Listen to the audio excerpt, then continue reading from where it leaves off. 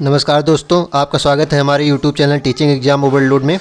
दोस्तों, जैसा कि आपको पता ही कि हमने एक सीरीज़ चलाई है जिसके अंतर्गत हम जो सीटेट जनवरी 2023 में पेपर हुए थे, जिसको सीटेट दिसंबर 2022 नाम दिया गया था, उसके सारे पेपर को सॉल्व कराते हैं। तथा उसके अंतर्गत आज हम 18 जनवरी 2023 को जो पेपर हुआ था उसके मैथ के क्वेश्चन को सॉल्व करेंगे, जिसमें 15 क्वेश्चन न्यूमेरिकल होते हैं, साथ ही 15 क्वेश्चन पेडागॉजी होते हैं। टोटल 30 क्वेश्चन का जो मैथ का सेक्शन होता है उसके क्वेश्चन को हम आज सॉल्व कराएंगे। और सेशन को शुरू करने से पहले हमारी एक रिक्वेस्ट है कि हमारे चैनल को लाइक करें, सब्सक्राइब करें और ज़्यादा से ज़्यादा शेयर करें। चलिए फिर बिना किसी देरी के शुरू करते हैं। इसमें पहला प्रश्न है कि 4 अंकों की एक संख्या में पहला अंक दूसरे अंक का 1/3 है, तीसरा अंक पहले और दूसरे अंक का योगफल है, जबकि अंतिम अंक दूसरे अंक का 3 गुना है। निम्नलिखित में से वह संख्या कौन सी है? क्या कह रहा है कि जो पहला अंक है वह दूसरे अंक का 1/3 है और तीसरा अंक क्या है? पहले और दूसरे अंक का योगफल है। तो और दूसरा अंक क्या कह रहा है? जबकि अंतिम अंक दूसरे अंक का, अंतिम अंक जो है वह दूसरे अंक का 3 गुना है। तो इसमें क्या कह रहा है? पहला बिंदु देखते हैं कि पहला अंक जो है वह दूसरे अंक का 1/3। तो मान लेते हैं हम दूसरा अंक क्या हो गया है, हमारा जो सेकेंड डिजिट है उसको हम 3x मान लेते हैं। ठीक है, तो फर्स्ट डिजिट कितना हो जाएगा? फर्स्ट डिजिट क्या है? पहले अंक का 1/3, दूसरे अंक का 1/3 है फर्स्ट डिजिट, तो 3x का 1/3 हो गया। कितना हो जाएगा? x हो जाएगा। तो हमारे पास क्या आ गई? सेकंड डिजिट आ गई, थर्ड डिजिट आ गई और फर्स्ट सेकंड आ गई और फर्स्ट आ गई। थर्ड डिजिट क्या कह रहा है? तीसरा अंक पहले और दूसरे अंक का योगफल है, तो तीसरा अंक पहले और दूसरे का योगफल कितना हो जाएगा? 3x + x बराबर 4x हो जाएगा। तो अब कह रहा है कि अंतिम चौथा अंक क्या कर रहा है? अंतिम अंक दूसरे अंक का 3 गुना है, तो अंतिम अंक जो है वह दूसरे अंक का 3 गुना है, तो कितना हो जाएगा? 9x हो जाएगा। तो 4 अंक की संख्या क्या बन रही है? चलिए देखते हैं 4 अंक की संख्या कितनी बन गई। तो हमारे पास क्या क्या हो गया, इसको एक बार यहाँ देख लेते हैं। हमारे पास हो गया कि सेकेंड अंक हमारे पास 3x हो गया था सेकेंड, फर्स्ट कितना आया था? x आया था, थर्ड कितना आया था? 4x आया था, और फोर्थ अंक जो था वह कितना आया था? 9x आया था। ठीक है, फोर्थ अंक हमारा कितना आया था? 9x आया था। अब हमें 4 अंकों की संख्या बनानी है, तो इसमें 4 अंकों की संख्या बनानी है तो हम कैसे बनाएंगे? चलिए इसको बताइए। तो इसमें 1000 पहले 1s 10s 100 1000 कर देंगे, 1s 10s 100 1000 कर देंगे। 1s पे क्या आएगी? चौथी संख्या आएगी, 9x आएगा। 10s पे क्या आएगा? तीसरी संख्या आएगी ना। 10s पे कितना आएगा? तीसरी संख्या आएगी। तो 10s पे क्या आ जाएगी? 10 × 4x आ जाएगा ना, 10 से गुणा हो जाएगा 10s पे, 10 × 4x आ जाएगा। अब 100 पे क्या आ जाएगा? 100 × सेकेंड वाली संख्या आ जाएगी 3x, और 1000 पे कितना आ जाएगा? 1000 × पहली संख्या आ जाएगी x। तो कितना हो जाएगा टोटल? इसको जोड़ लीजिए, 1000x + 100 × 3x + 10 × 4x + 9x। जगह कम है लेकिन आप इसको समझ लीजिएगा। कितना हो जाएगा? 1000x हो जाएगा, प्लस 100 × 3x था, कितना हो जाएगा? 300x हो जाएगा, प्लस 40 × x था, 44 × 4x × 10 था, 40x हो जाएगा, प्लस 9x। तो कितना हो जाएगा? 1000 300 1300 1340 1349 हो जाएगा। तो कितना हो गया टोटल हमारे पास? 1349 हो गया, 1349x हो जाएगा। अब कह रहा है इसमें से कौन सी संख्या या हो सकती है, तो 1349 का यही तो एक मल्टीपल है, तो 1349 का एक ही मल्टीपल दिख रहा है। x की वैल्यू 1 रखने पे 1349 आएगा, तो ऑप्शन नंबर सी इसका सही उत्तर हो जाएगा। थोड़ा सा क्वेश्चन लेंदी था, क्वेश्चन बहुत आसान था पर थोड़ा सा लेंदी था, और लास्ट में इसको आपको क्या करना था? वही 1s 10s 100 और 1000 पे जो रखना था वही आपके थोड़ा सा ट्रिकी था। बस उसमें 1s पे कौन सी संख्या होगी? जो चौथी संख्या है वह 1s पे थी 9x, और 10s पे क्या होगा? 10s पे 10 गुणे जो तीसरी संख्या थी, तीसरी संख्या 4x थी। 100 पे क्या हो जाएगा? 100 गुणे जो दूसरी संख्या थी, दूसरी संख्या कितनी हो जाएगी? 3x, और 1000 पे कितनी हो जाएगी? पहली संख्या होगी 1000 से गुणा हो जाएगा, क्योंकि 1000 है तो 1000 गुणे x हो गया। इन्हीं सबको जोड़ देंगे तो संख्या में मिल जाएगी। तो 1000x, 300x यहाँ आ गया, यहाँ 40x, यहाँ 9x, तो 1349x आ गया, और 1349 का मल्टीपल 1349 दिखा था। प्रश्न 2 है कि संख्याएं 23.18, 22.2, 23.45, 22.28, 23.1 को बढ़ते हुए क्रम में लिखना है। चलिए देखते हैं इसको। चलो इसमें देखते हैं दूसरे में। इसमें क्या कह रहा है? 22.1, 22.28, 23.18 और 23.1। तो 23.18 के बाद 23 आ रहा है तो ये बढ़ते हुए क्रम में नहीं है, तो ए गलत हो जाएगा। बी में देखते हैं 23.1, 23.18, 22.2। 23.18 के बाद 22.2 आ गया, ये भी गलत हो जाएगा। दूसरे में क्या है 22.28, उसके बाद 22.2 आ गया, उसके बाद 23.18, फिर 23.1 आया, ये भी नहीं हो जाएगा। पहले बड़ी संख्या आ गई, फिर छोटी संख्या आ गई। और उसके चौथा देखते हैं कि 22.2, 22.28, 23.1, 23.18, 23.45। बिल्कुल हाँ, बढ़ते हुए क्रम में ऑप्शन नंबर डी इसका सही उत्तर हो जाएगा। तो बढ़ते हुए क्रम में कौन सी संख्या है? डी है। अगला प्रश्न देखते हैं। प्रश्न 3 कह रहा है 6 अंकों वाली सबसे बड़ी संख्या और 5 अंकों वाली सबसे छोटी संख्या का अंतर बताना है। तो 6 अंकों वाली सबसे बड़ी संख्या क्या हो जाएगी? 9 को 6 बार लिख दीजिए, 9 9 9 9 9 9। 5 अंकों की सबसे छोटी संख्या क्या हो जाएगी? 1 लिख के 4 जीरो लिख दीजिए। इनका अंतर बताना है, तो यहाँ 9, यहाँ 9, यहाँ 9, यहाँ 9, यहाँ 8, यहाँ 9, कितना आ जाएगा? 9 8 और 4 9, 9 8 और 4 9। देखते हैं कौन से ऑप्शन में है 9 8 और 4 9। तो ऑप्शन नंबर सी में है कि 9 आया, फिर 8, फिर 4 9। तो ऑप्शन नंबर सी इसका सही उत्तर हो जाएगा। प्रश्न 4 है कि how many whole numbers are there between 42 and 62। कह रहा है 42 से 62 के बीच में पूर्ण संख्याएं कितनी हैं। इसको हमें देख लेना है, 42 से 62 के बीच में पूर्ण संख्याएं कितनी है। 42 से 62 के बीच में इसको कैसे आप देखेंगे? इसमें आपको लग रहा होगा 20 होगा, लेकिन 20 नहीं हो जाएगी क्योंकि 42 नहीं जुड़ी जाएगी ना, और कितना 62 भी नहीं जुड़ा जाएगा। चलिए इसको देखते हैं कितनी हो जाएगी। 43, 44, 45, 46, 47, 48, 49, 50, 51, 52, 53, 54, 55, 56, 57, 58, 59, 60, 61। इसको जल्दी देखते हैं कितनी संख्या हुई। 1 2 3 4 5 6 7 8 9 10 11 12 13 14 15 16 17 18 19। देखिए आप 42 से 62 के बीच में कितनी पूर्ण संख्या हुई? कितनी हुई? 19 हुई। तो इसका आंसर क्या हो जाएगा? 19। तो ऑप्शन नंबर डी इसका सही उत्तर हो जाएगा, 19 होगी इसकी संख्या है। प्रश्न 5 है कि भिन्नों 7/10, 4/9, 2/15, 3/5 और 2/3 में सबसे बड़ी संख्या और सबसे छोटी संख्या में बतानी है। चलिए इसको देख लेते हैं। इसमें हम क्या करेंगे? इसमें हम पहले हर को बराबर कर लेंगे। क्या करेंगे? हर को बराबर कर लेंगे। तो क्या हो जाएगा? 9 से गुणा कर देंगे पहले 7 में, 7/10 में दोनों तरफ 9 से गुणा कर देंगे तो कितना हो जाएगा? 63/9 90 हो जाएगा। दूसरे में क्या करेंगे? 10 से गुणा कर देंगे तो कितना हो जाएगा? 40/90 हो जाएगा। तीसरे में क्या करेंगे? 6 से गुणा कर देंगे दोनों तरफ, तो 6 दूनी 12, 15 छक्का 90 हो जाएगा। ठीक है। और उसके बाद कितना करेंगे? 3 से कितना करेंगे? 18 से गुणा कर देंगे, 90 हो जाएगा। 3 8 24, 54 हो जाएगा। और इसमें 30 से गुणा कर देंगे, 90 और 60। तो सबसे छोटी संख्या पूछा है। सबसे छोटी संख्या क्या हो गई? 12/90 तो दिख रही है सबसे छोटी संख्या ना। 12/90 मतलब 2/15। और सबसे बड़ी संख्या क्या दिख रही है? 63/90। तो सबसे बड़ी संख्या कितनी हो जाएगी? 63/90। सबसे छोटी संख्या क्या हो जाएगी? तो इसमें सबसे बड़ी संख्या क्या हो जाएगी? 60/10 मतलब 63/90। और सबसे छोटी संख्या क्या हो जाएगी? 2/15 मतलब कि 2/15 मतलब 12/90। तो 12/90 जिसको हमने माना था 2/15, 7/10 मतलब 63/90। तो ऑप्शन नंबर ए इसका सही उत्तर होगा। इसमें इससे आप आसानी से कर सकते हैं। दशमलव एक विधि इसमें दी जाती है, लेकिन दशमलव विधि में थोड़ा सा ट्रिकी है, थोड़ा सा टाइम भी लेंदी भी है। आपको क्या करना है? एलसीएम ले लेना है, डिनोमिनेटर का हर का आप एलसीएम ले लीजिए। उसके बाद सारे जो हैं बराबर कर लीजिए, तो बराबर हो जाएगा। तो 70/90 आ गया। ऐसे ऐसे सब आ जाएंगे। तो बराबर करने के बाद जो संख्या सबसे छोटी होगी वह सबसे छोटी होगी, जो बड़ी होगी बड़ी होगी। जैसे कि 3/4 है और 1/2 है, तो 4 में से तीसरा भाग ये तो बड़ी है, 2 में से 1 भाग ये कम है ना, तो ये बड़ी हो जाएगी, ये छोटी। इससे आप कर सकते हैं।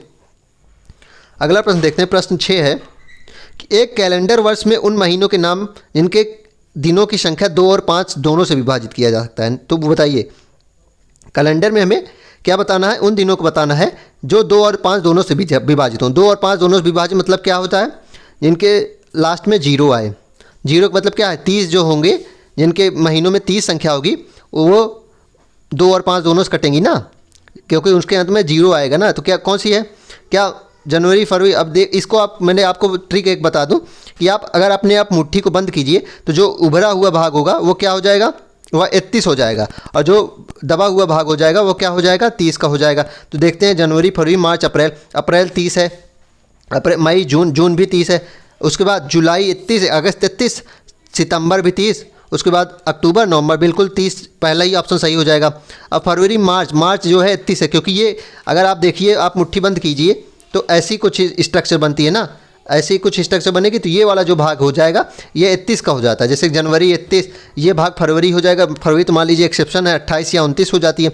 उसके बाद ये क्या हो जाएगा, मार्च 31 हो जाएगा, फिर अप्रैल 30, फिर मई 31, फिर जून 30, फिर जुलाई 31, फिर अगस्त फिर यहाँ से आ जाता है, जुलाई और अगस्त के बीच में 31 आ जाता है, फिर सितंबर 30। तो इस प्रकार आप कर लीजिएगा, तो ऑप्शन नंबर ए इसका सही उत्तर हो जाएगा। प्रश्न 7 है कि अमन नाम के अक्षरों में कितने न्यून कोण हैं, हमें बताना है। अमन नाम के अक्षर हैं, उसमें हमें न्यून कोण बताना है। चलिए इसको देखते हैं। पहले आप क्या करेंगे, अमन नाम बनाएंगे, ए यम ए यन। तो अमन में देखते हैं कितने न्यून कोण है। ए ट्रायंगल बन रहा है, न्यून कोण का 3 कोण इसमें हो गए, 3 कोण इसमें हो गए, ए यहाँ है, 3 कोण इसमें हो जाएंगे। अब यहाँ देखिए कितने न्यून कोण बन रहे हैं, यहाँ 2 न्यून कोण बन रहे हैं ना, यहाँ 2 न्यून कोण बन जाएंगे। यहाँ कितने न्यून कोण बन रहे हैं, 1 2 3 न्यून कोण यहाँ बन रहा है, 3 यहाँ हो जाएंगे, कितने हो जाएंगे, 3 3 6 3 9 3 2 11। न्यून कोण का मतलब क्या है, जो 90 डिग्री से कम हो, जो 90 डिग्री से कम हो वही न्यून कोण है। तो न्यून कोण ये बन रहे हैं ना, 1 2 3 इसमें बन रहा है, 1 2 3 यहाँ बन रहा है, और ए में 3 बन रहा है, तो यहाँ भी ए है, 3 बन जाएगा। यन में 2 बन रहा है, यहाँ एक, यहाँ एक, कितना हो जाएगा, 3 3 9 3 12, 3 3 6 3 9 2 11। तो ऑप्शन नंबर सी इसका सही उत्तर हो जाएगा। चलिए अगला प्रश्न देखते हैं। प्रश्न 8 देखते हैं कि एक समपंचभुज में कितनी सममित रेखाएं होती हैं। हमें क्या बताना है कि एक समपंचभुज में कितनी सममित रेखाएं होती हैं। तो एक समपंचभुज में कितनी सममित रेखाएं होंगी, 5 होंगी, क्योंकि समछठभुज में कितनी हो जाएंगी, 6 हो जाएंगी। यह नियम है कि एक नियमित बहुभुज में सममित की रेखाओं संख्याओं की भुजाओं के बराबर होता है। तो क्या कहते हैं, अगर समपंचभुज दिया, अगर समषठभुज होता तो षट का मतलब कितना हो जाता है, 6 भुजाओं से बना है, तो इसकी सममित रेखाएं कितनी हो जाती है, 6। अगर नियमित बहुभुज है तो जितनी उसकी भुजाएं होंगी उतनी सममित रेखाएं होंगी। समचतुर्भुज का कितनी सममित रेखाएं हो जाएंगी, समचतुर्भुज अगर दिया गया तो उसकी सममित रेखाएं कितनी हो जाएंगी, 4 हो जाएंगी। अगर नियमित बहुभुज है तो जितनी भी उसकी भुजाएं होंगी, भुजाओं की संख्या वही सममित रेखाओं की संख्या हो जाएगी। तो इसमें क्या दिया गया था, पंचभुज दिया गया, तो कितनी हो जाएगी, 5 हो जाएगी। ऑप्शन नंबर ए इसका सही उत्तर हो जाएगा। प्रश्न 9 है कि रमेश के पास एक आयताकार कागज का टुकड़ा है। अपने खाली समय में उसने कागज का एक कोना मोड़ा तो उसने देखा कि कागज के अब 5 कोने हो गए। उसने बाकी के 3 कोनों को भी मोड़ दिया। तो अब इस कागज में कितने कोने हो गए। तो क्या किया, इसको देखते हैं कि रमेश के पास एक आयताकार कागज था, उसने अपने खाली समय में उसके एक कोने को मोड़ दिया। उसके आयताकार कागज था, उसने एक कोने यहाँ से मोड़ दिया, तो उसने देखा कि अब उसके पास कितने कोने हो गए, 5 कोने हो गए। अब चारों को कागज़ को मोड़ दिया तो कैसे हो जाएगा, चारों कागज़ को मोड़ने के बाद चलिए मैं आपको दिखाता हूँ कैसे हो जाएगा। ये और यहाँ ऐसे, यहाँ ऐसे, ये ऐसे हो जाएगा। ये इसको फिर से एक मिनट फिर से, यहाँ जुड़ेगा, ये यहाँ जुड़ेगा, ये यहाँ जुड़ेगा, ये यहाँ मोड़ने पे ऐसे तो बनेगा, ऐसे ऐसे ऐसे, यहाँ एक, सॉरी यहाँ एक हो जाएगा। तो कितने कोण हो जाएंगे, एक ये हो जाएगा, 2 ये हो जाएगा, 3 4 5 6 7 8। तो कितने कोण हो जाएंगे, 8 हो जाएंगे। तो ऑप्शन नंबर 20 का सही उत्तर हो जाएगा। एक बार फिर से देख लीजिए कैसे बनेगा, ये ऐसे बनेगा, ऐसे ऐसे ऐसे बनेगा। तो यहाँ 1 2 इधर 2 इधर 2 इधर 2 इधर हो जाएंगे, तो 8 हो जाएंगे। टोटल कितना हो जाएगा, 8 इसका सही उत्तर हो जाएगा। प्रश्न 10 देखते हैं कि एक मिठाई की दुकान पर 1 किलो बेसन के लड्डुएं डिब्बे का भार छोड़ रहे हैं। कुल लड्डू ही 1 किलो है कि एक डिब्बे में 25 लड्डू हैं। रेखा लड्डू के 4 डिब्बे खरीदना चाहती है, परंतु उसे एक डब्बे में केवल 20 लड्डू लेने हैं। दुकानदार ने उसे इस प्रकार के डिब्बे बनाकर दिए। इन 4 डिब्बों का भार कितना होगा। चलिए बताइए इसका आंसर क्या हो जाएगा। तो इसमें देखते हैं कि 25 लड्डू का भार कितना है, 1000 ग्राम, 1 किलो दिया गया है ना, तो 1000 ग्राम। तो एक लड्डू का भार कितना हो जाएगा, 1000 बचे 25 हो जाएगा ना। अब एक लड्डू का भार इतना है, इससे 20 गुना और देखना है। 20 लड्डू भार कितना हो जाएगा, 20 लड्डू भार बताइए कितना हो जाएगा। तो 1000 बटे 25 गुणे 20 हो जाएगा। ठीक है, अब उसे इन तरह के 4 डिब्बे का भार, हमें 4 डिब्बे लेने हैं 20 लड्डू वाले, तो गुणे 4 कर देंगे तो कितना हो जाएगा, 5 25, 5 चौक 20 और इधर काट देंगे 5 दूनी 10, 200 और 4 दूनी 8 चौक 3200। 3200 आ गया आंसर इसका। 3200 केजी कितना हो जाएगा? 3 किलो और 200 ग्राम। तो ऑप्शन नंबर 20 का सही उत्तर हो जाएगा। ऑप्शन नंबर 20 का सही उत्तर हो जाएगा। प्रश्न 11 देखते हैं कि निम्न तालिका में 2 स्तंभ यक्स और वाई हैं। स्तंभ यक्स में कुछ वस्तुएं हैं और स्तंभ वाई में उनकी मापन इकाइयां हैं। स्तंभ यक्स की वस्तुओं का स्तंभ वाई में दी गई उनकी मापन इकाइयों से हमें मिलान करना है। तो बताइए, हमें मिलान करना है तो एक्सप्रेस वे की लंबाई कैसे नापते हैं? हम किलोमीटर में नापते हैं ना। 1 अडी हो जाएगा। 1 अडी देखते हैं कौन किस ऑप्शन में है। 1 अडी इन दोनों ऑप्शन में है तो ये कट जाएंगे दोनों ना। अब देखते हैं एक कक्षा कक्ष की बीमा किससे नापी जाती है? किससे नापी जाएगी? मीटर में नापी जाती है ना कक्षा कक्ष बीमा। तो बी का क्या हो जाएगा? सी हो जाएगा। बी क्या हो जाएगा? सी हो जाएगा। तो बी सी देखते हैं। बी का सी केवल इसमें है तो ऑप्शन नंबर डी इसका सही हो जाएगा। तो इसमें सी का क्या हो जाएगा? जूते के फीते किस में नापेंगे? एमएम में नापेंगे। केले की लंबाई किस में नापेंगे? सेंटीमीटर में नापेंगे। तो ऑप्शन नंबर डी इसका सही उत्तर हो जाएगा। इससे आपको ट्रिक से कर सकते हैं। जैसे कि आपने एक्सप्रेस वे की लंबाई किलोमीटर में नापते हैं तो 1 अडी देख लेते हैं कौन से ऑप्शन में। ये ऑप्शन कट गया, ये ऑप्शन कट गया। ऑप्शन एलिमिनेशन सीखिए। उसके बाद डायमेंशन ऑफ रूम जो है, क्लास रूम, उसको हम मीटर में नापते हैं। सेंटीमीटर में तो नापेंगे नहीं, मिलीमीटर तो और छोटा। किलोमीटर हो गया है तो किस में नापेंगे? बी का क्या हो जाएगा? सी हो जाएगा। तो बी का सी सिर्फ इसमें है तो ये अपने आप आंसर सही हो जाएगा। आपको और आगे देखना ही नहीं, आपका टाइम सेव हो जाएगा इससे। प्रश्न 12 देखते हैं कि बीना ने सिर पर लगाने वाले कुल 50 लीटर तेल खरीदा। बीना ने सिर पर लगाने वाला कुल 50 लीटर तेल खरीद लिया। वह इस तेल का 80 मिलीलीटर की बोतल से भरना चाहती है। उसे ऐसा करने के लिए कितनी बोतल की आवश्यकता होगी? तो 1 लीटर में कितना होता है? 1000 ml होता है ना। 1 लीटर में कितना होता है? 1000 ml। अब 50 लीटर में क्या हो जाएगा? 50,000 ml हो जाएगा ना। अब उसे एक बोतल में कितना भरती है? 80 ml। तो टोटल बोतल कितनी हो जाएगी? एक बोतल में 80 भरेगी, 50,000 ml भरना है। देख लेते हैं, काट देंगे। 8 0 0 कटेगा, 8 6 48, 8 दूनी 16, 8 पंचे 40, कितना हो जाएगा? 625 बोतलों की उसकी आवश्यकता है। तो ऑप्शन नंबर क्या है? 625। ऑप्शन नंबर डी में है 625। ऑप्शन नंबर डी इसका सही उत्तर हो जाएगा। प्रश्न 13 देखते हैं कि प्रश्न 13 कह रहा है कक्षा 4 की एक अध्यापिका ने अपनी कक्षा में 45 विद्यार्थियों से उनकी मनपसंद फिल्म शैली के एक प्रकार के बारे में पूछा और आंकड़ों का निम्न तालिका के रूप में दर्शाया। कार्टून देखने वाले 10 विद्यार्थी हैं, पारिवारिक 10 7 हैं, कॉमेडी 11 हैं, हॉरर 1 है, रोमांटिक 7 हैं और ड्रामा 9 है। सबसे अधिक पसंदीदा और सबसे कम पसंदीदा फिल्म शैलियों को देखने वाली संख्याओं का अंतर हमें बताना है। तो सबसे ज़्यादा क्या है इसमें? तो बताइए सबसे ज़्यादा क्या है?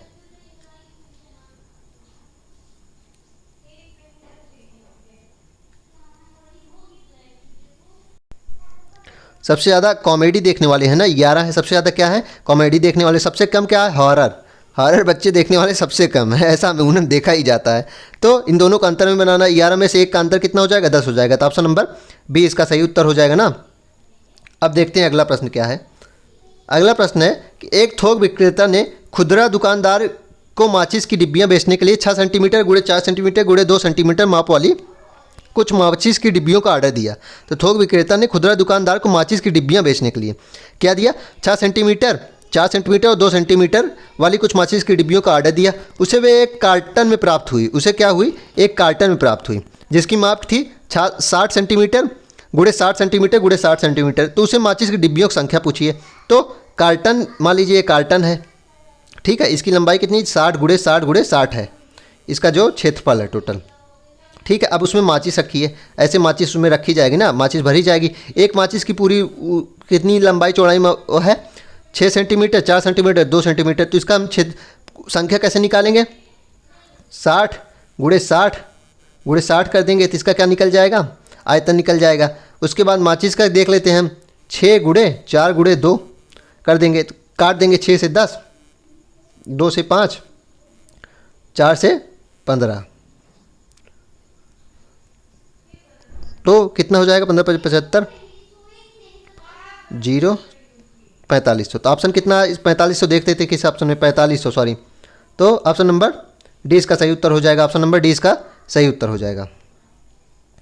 चलिए प्रश्न 15 देखते हैं। 32 44 56, 32 44 56 के बाद अगली संख्या में बतानी है। 32 44 कितना बढ़ रहा है? 32 12 बढ़ रहा है। 44 56 कितना बढ़ रहा है? 12 बढ़ रहा है। तो 56 + 12 कर देंगे 56, प्लस 12 तो कितना हो जाएगा, 6 दूनी 8, 5 दूनी 68। तो 68 देखते हैं ऑप्शन में है, बिल्कुल 68 ऑप्शन में है। तो ऑप्शन नंबर डी इसका सही उत्तर हो जाएगा। 68 जो है डी इसका सही उत्तर हो जाएगा। चलिए अगला प्रश्न देखते हैं।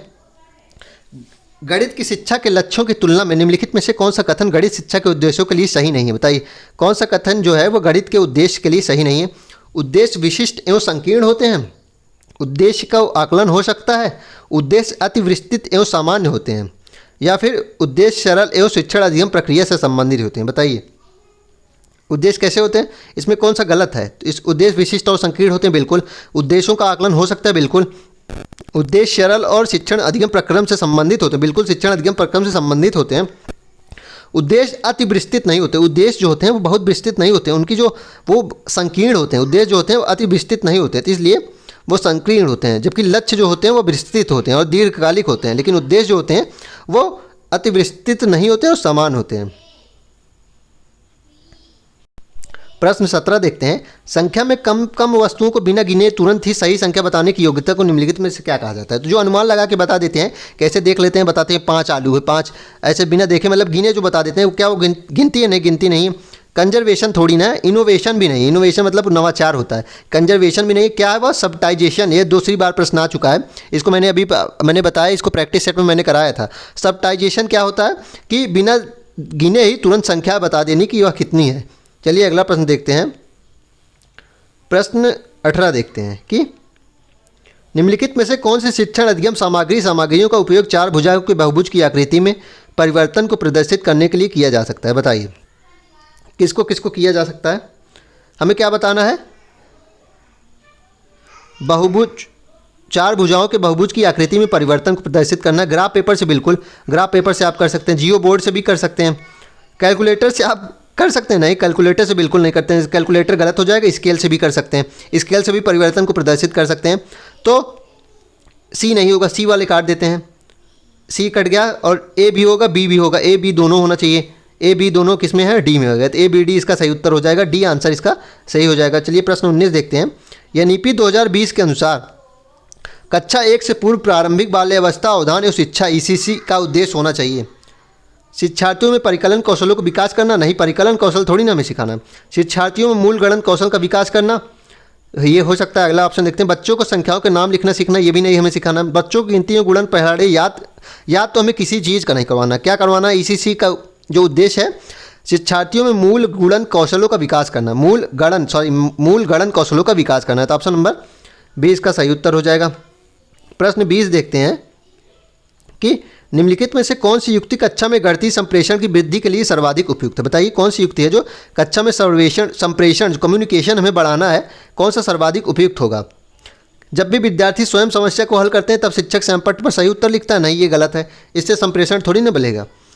शिक्षक विद्यार्थी को समस्या के समाधान में छूटे हुए चरणों को लिखने के लिए कहता है, या फिर शिक्षक विद्यार्थियों को समस्या हल करने की अपनी युक्ति को समझाने के लिए प्रोत्साहित करता है। बिल्कुल संप्रेषण कौशल किससे बढ़ सकता है कि शिक्षक जो है वह विद्यार्थी को समस्या हल करने की जो उसकी युक्ति है, जो उसकी विधि है, उसको कहता है कि आप इसको इलेबोरेट कीजिए, इसको समझाइए। तो ये इसका सही ऑप्शन क्या हो जाएगा? ऑप्शन नंबर सी इसका सही उत्तर हो जाएगा। प्रश्न 21 देखते हैं। प्रश्न 21 है कि निम्नलिखित में से कौन सी शब्दावली गणित में अपरिभाषित है? बताइए गणित में अपरिभाषित क्या है? इसको मैंने क्वेश्चन एक बार करवा चुका है। बताइए इसमें कौन सी अपरिभाषित है? तो बताइए इसमें कौन कौन से अपरिभाषित है? रेखा क्या होती है? रेखा क्या होती है? रेखा यही तो होती है जिसका ना ये अंत परिभाषित हो ना ये अंत हो। तो रेखा को हम परिभाषित नहीं कर सकते ना, इसकी लंबाई अनंत होती है, तो इसको हम परिभाषित नहीं कर सकते हैं। रेखा क्या होती है? 2 अंत बिंदु होते हैं और जो अनंत बिंदु होते हैं, अनंत बिंदु होते हैं, तो इसे हम परिभाषित नहीं कर सकते। तो ए हो जाएगा, हम परिभाषित नहीं कर सकते। बिंदु देखते हैं, बिंदु क्या है? बिंदु ऐसे रख दिए, ना इसकी लंबाई है, ना इसकी चौड़ाई है, ना इसकी ऊंचाई है। तो ये उच्चतम बिंदु जिसकी त्रिज्या 0 होती है, तो हम इसको भी परिभाषित नहीं कर सकते। त्रिज्या क्या है? 0 है, तो इसको हम परिभाषित कर सकते हैं। 0 त्रिज्या का कोई सर्कल हो सकता है? नहीं, तो इसको भी परिभाषित नहीं कर सकते। तो बिंदु भी हो गया। प्राकृतिक संख्याएं 1 से लेकर अनंत तक की संख्याएं, अनंत आ गया। अनंत को हम परिभाषित कर सकते हैं। अनंत कहाँ है? आप बता सकते हैं? अनंत कर दिए तो ये अपरिभाषित ही तो बात हुई। तो अनंत वर्ग के विकर्ण को तो हम परिभाषित कर सकते हैं ना, वर्ग के विकर्ण को हम ऐसे परिभाषित कर सकते हैं ना। तो इसमें कौन सा हो जाएगा? ए बी सी हो जाएगा। कौन से ऑप्शन में? ऑप्शन नंबर 20 का सही उत्तर हो जाएगा। ए और बी और सी को हम परिभाषित नहीं कर सकते हैं, वर्ग के विकर्ण को परिभाषित कर सकते हैं। चलिए प्रश्न 22 देखते हैं। प्रश्न 22 कह रहा है कि एक ग्राहक सब्जी विक्रेता के पास सब्जी खरीदने जाता है। वह 80 रुपये प्रति किलोग्राम के हिसाब से 650 ग्राम पालक खरीदता है। सब्जी विक्रेता मानसिक रूप से 650 को 500 + 100 + 50 में तोड़कर जल्दी से परिकलित कर 40 + 8 + 4 बराबर 52 कर लेता है। सब्जी विक्रेता ने निम्नलिखित में से किस गणितीय अवधारणा का उपयोग किया है? तो बताइए कौन कौन से गणितीय अवधारणा का उपयोग किया? जोड़ना, बिल्कुल जोड़ना किया ही है। और बताइए घटाव इसमें कहीं किया है? घटाव किया है कहीं? बताइए नहीं, घटाव नहीं किया है। भाग तो किया ही है ना। 650 था, 650 ग्राम 80 रुपये का था, ठीक है। तो 500 ग्राम कितने का कर लिया है? उस हिसाब से 80 रुपये किलोग्राम था ना, क्या 80 रुपये किलोग्राम था? 500 ग्राम 40 का किया है ना, तो ये भाग तो किया है। घटाव कहीं नहीं किया, अनुपात समानुपात किया है, जोड़ना किया है। तो क्या हो जाएगा? ए, बी और डी। सी नहीं है, घटाव उसने कहीं नहीं किया। घटाव का यूज आप बताइए कहीं किया हो तो? घटाव का यूज कभी नहीं किया, तो ए, बी और डी हो जाएगा इसका सही उत्तर। ऑप्शन नंबर बी इसका सही उत्तर हो जाएगा। प्रश्न 23 देखते हैं कि एक विद्यार्थी समझता है कि सभी आयत समानांतर चतुर्भुज होते हैं, परंतु सभी समांतर चतुर्भुज आयत नहीं होते। वैन हीले के ज्यामितीय चिंतन के अनुसार वह विद्यार्थी ज्यामितीय चिंतन के किस चरण पे? बताइए वह किस चरण पे है? वह जो है चित्रों के बीच में, आकृतियों के बीच में संबंध स्थापित कर रहा है ना, तो वह लेवल 2 पे है। वह संबंधों की समझ उसको आ गई है। तो इसके अंतर्गत क्या होता है? बच्चों आकृतियों के बीच संबंध बनाना सीख जाता है उनकी समानता के आधार पे। तो यह समानता के आधार पे सीख गया है कि समांतर चतुर्भुज आयत नहीं होते, लेकिन सभी जो आयत होते हैं वह समांतर चतुर्भुज होते हैं। तो वह किस स्तर पे है? लेवल 2 पे है। तो ऑप्शन नंबर डी इसका सही उत्तर हो जाएगा। वैन हीले के हर सेट में क्वेश्चन आए हैं वैन हीले के, इसको आप ध्यान रखिएगा। और मैंने वैन हीले की जो थ्योरी है बहुत ट्रिक से समझाई, ट्रिक से मैंने उसकी ट्रिक भी बताई। तो वैन हीले की थ्योरी मेरी आप जो है ज़रूर देख लीजिएगा। प्रश्न 24 है कि प्राथमिक स्तर पर गणित के शिक्षण के लिए शिक्षा शास्त्र को केंद्रित होना चाहिए। बताइए परिकल्पना, सृजन एवं जाँच पर, उपदेशात्मक संप्रेषण पे, आगमनात्मक उपागम पे, या ड्रिल एवं अभ्यास पे? बताइए किस पे होना चाहिए? परिकल्पना, सृजन एवं जांच पर नहीं, उपदेशात्मक संप्रेषण पे उपदेश नहीं देना है, ड्रिल और प्रैक्टिस तो बहुत निगेटिव वर्ड है। क्या हो जाएगा? इंडक्टिव अप्रोच पे हमें करना चाहिए। इंडक्टिव अप्रोच का मतलब क्या होता है बताइए? इंडक्टिव अप्रोच का मतलब बताइए। इंडक्टिव अप्रोच का मतलब क्या होता है? पहले हम उदाहरण बताएंगे, उसके बाद नियम बताएंगे। तो यही है इंडक्टिव अप्रोच। इसको बहुत ज़्यादा पूछता है। उदाहरण बताएंगे फिर और नियम बताएंगे, फिर उदाहरण बताएंगे। ये क्या है? ये क्या है? निगमनात्मक। नियम के बाद उदाहरण बताएंगे। ये क्या है? निगमनात्मक या डिडक्टिव। इसे डिडक्टिव कहते हैं। तो हमें कैसे सिखाना चाहिए बच्चों को प्राथमिक स्तर पे? इंडक्टिव अप्रोच या आगमनात्मक उपागम से सिखाना चाहिए। पहले उदाहरण उसके बारे में बताना चाहिए, फिर उसके बारे में हमें बताना चाहिए।